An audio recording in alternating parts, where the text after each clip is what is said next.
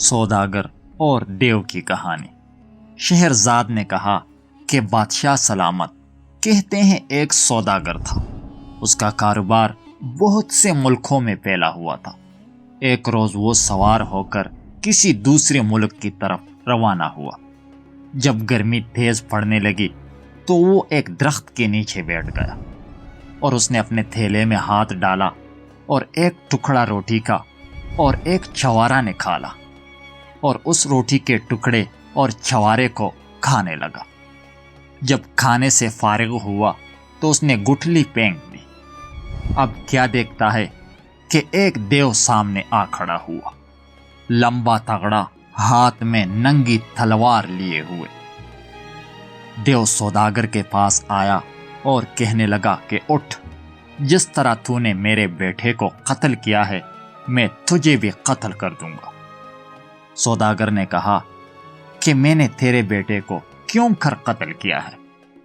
اس نے جواب دیا کہ جب تو نے چھوارا کھایا اور اس کی گٹھلی پھینکی تو وہ میرے بیٹے کے سینے پر جا لگی اور وہ فوراً مر گیا۔ سوداگر نے کہا اگر وہ مر گیا تو میں نے جان بوجھ کر نہیں کیا، مجھے معاف کر دے۔ دیو نے کہا میں تجھے قتل کر کے رہوں گا۔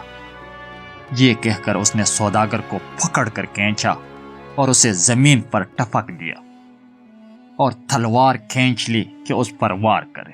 سوداگر رونے لگا اور اس نے کہا کہ میں اپنا معاملہ خدا کے سپرد کرتا ہوں۔ دیو نے کہا کہ بس اب زیادہ باتیں نہ بنا، خدا کی قسم میں تجھے مار کر چھوڑوں گا۔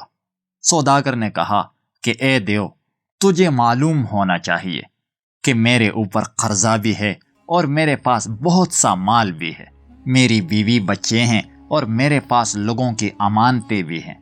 مجھے گھر جانے دے تاکہ میں سارا حساب و کتاب کر سکوں، اور ٹھیک 1 سال کے بعد میں تیرے پاس واپس آ جاؤں گا۔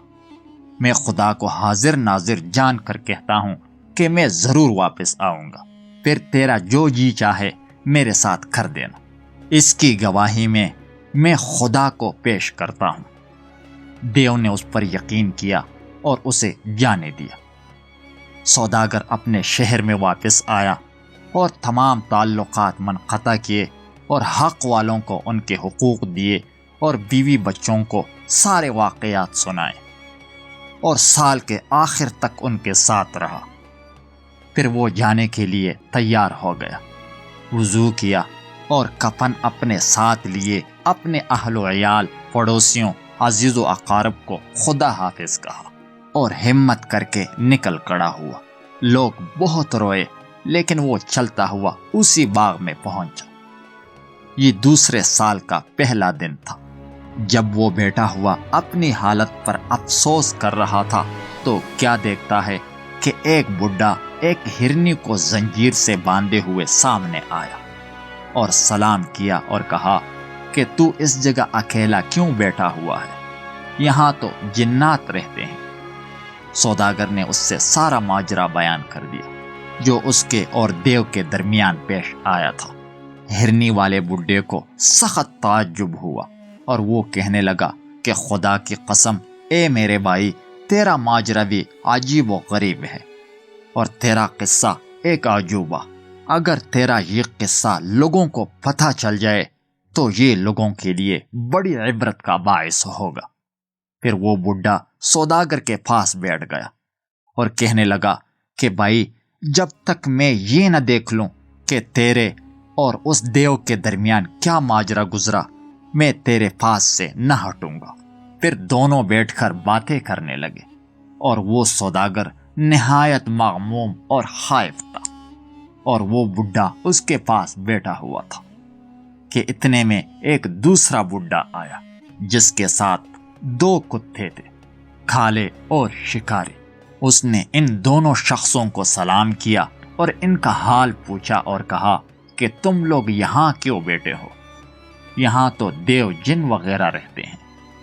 انہوں نے سارا قصہ شروع سے لے کر آخر تک بیان کر دیا۔ ابھی وہ بیٹے ہی تھے کہ تیسرا بڈھا آیا، اس کے ساتھ سبز رنگ کا ایک خچر تھا۔ انہوں نے انہیں سلام کیا اور پوچھا کہ تم لوگ یہاں کیوں بیٹھے ہوئے ہو؟ انہوں نے سارا قصہ شروع سے لے کر آخر تک بیان کر دیا۔ وہ بھی ان کے ساتھ بیٹھ گیا کہ اتنے میں غبار اٹھا اور سخت آندھی چلنے لگی۔ غبار پھٹا اور اس میں سے وہی دیو نکلا۔ اس کے ہاتھ میں ننگی تلوار تھی اور اس کی آنکھوں سے انگارے نکل رہے تھے۔ وہ ان کی طرف لپکا اور اس کے درمیان میں سے اس سوداگر کا ہاتھ پکڑ کر گھسیٹ لیا اور اس سے کہنے لگا کہ ادھر آ تھا کہ میں تجھے قتل کروں، جس طرح تو نے میرے لخت جگر میرے بیٹے کو قتل کیا ہے۔ سوداگر رونے پیٹنے لگا اور وہ تینوں بڈھے بھی روتے اور واویلا کرتے ہوئے اٹھ کھڑے ہوئے۔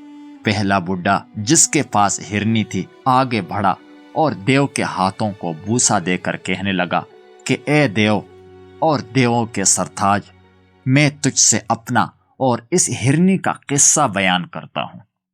اگر وہ تجھے عجیب و غریب معلوم ہو تو اس سوداگر کا 1/3 گناہ بخش دینا۔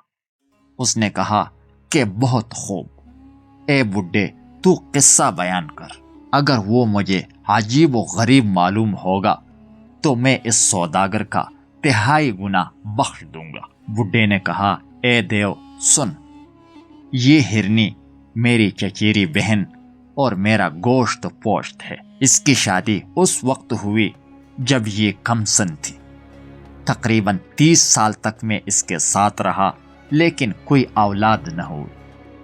پھر میں نے ایک لونڈی سے ہم بستری کی اور اس سے ایک لڑکا پیدا ہوا جو 14ویں چھان کی طرح سفید اور جس کی آنکھیں جواب نہ رکھتی تھی۔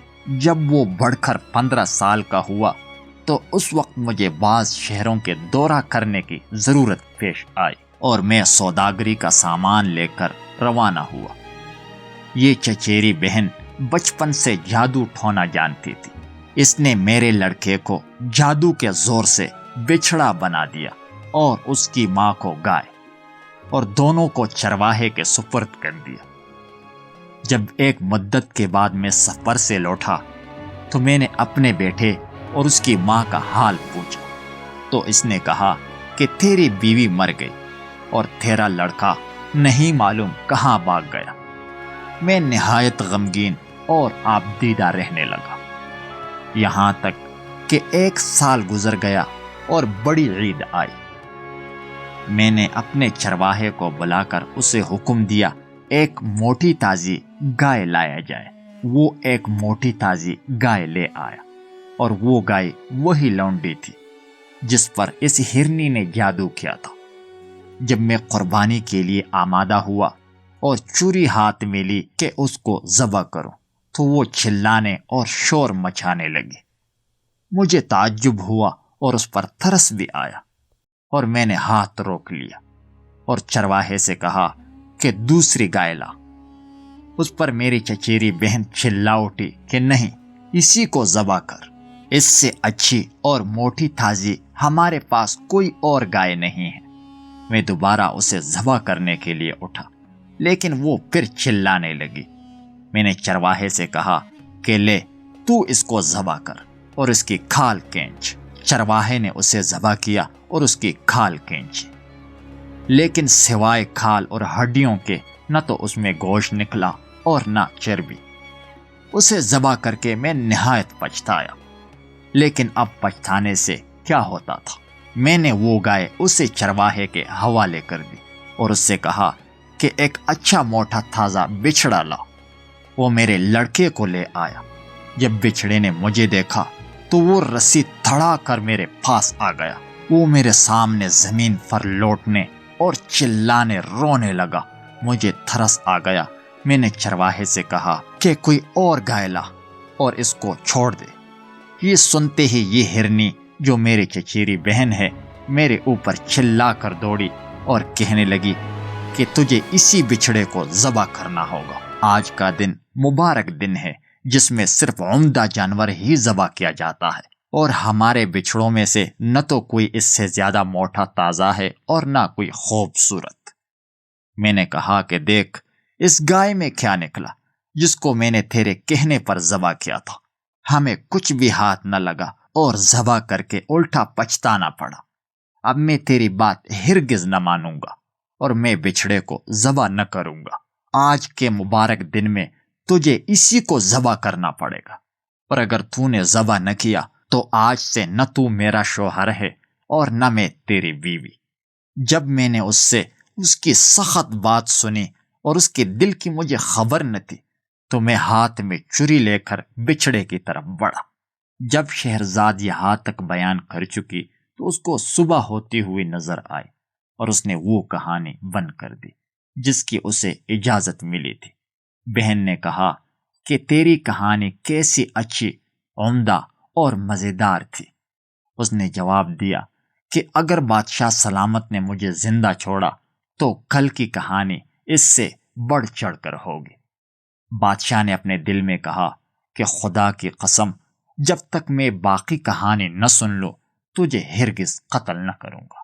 پھر بادشاہ اٹھا اور شہرزاد سے کہا کہ باقی کہانی کل سنا لینا، اور اسی بات کے ساتھ اپنے محل میں داخل ہوا۔